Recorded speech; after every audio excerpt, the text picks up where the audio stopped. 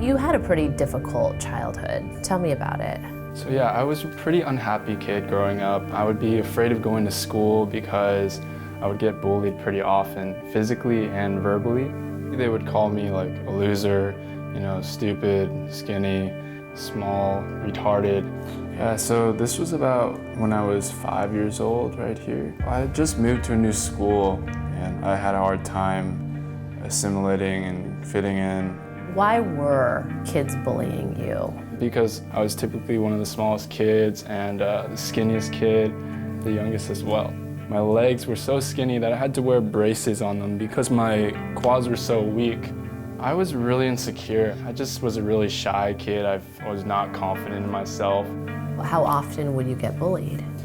Almost on a daily occurrence. You know, there were a couple really vivid incidents that still are in my mind.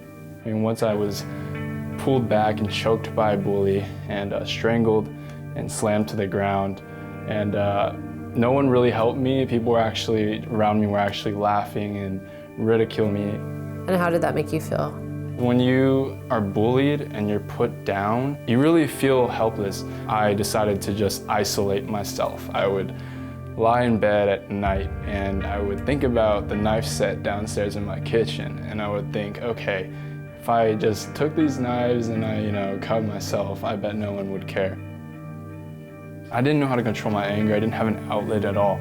I mean, one time I punched a wall, broke my hand, and that kind of was an epiphany for me. After that, you know, I have to start finding a different kind of outlet or else I'm gonna end up hurting myself.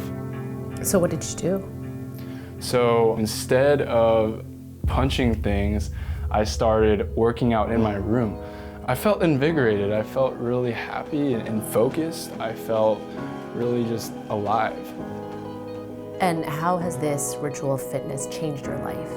So it started with, you know, that working on my bedroom, but it was really training in the gym that I fell in love with it.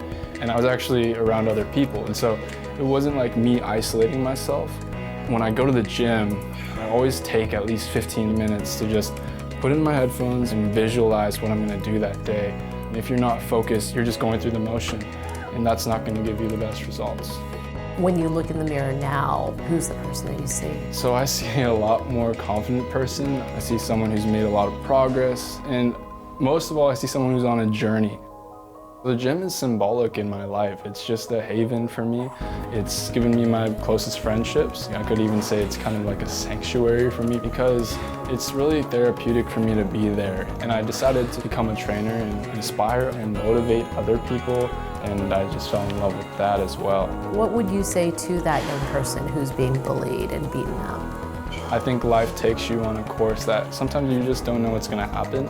And I personally never would have thought I would be at USC, having a passion for fitness like I do right now. It will make you stronger. And that's what I would say to my 12-year-old self, to just stay strong and push through it. You'll be okay.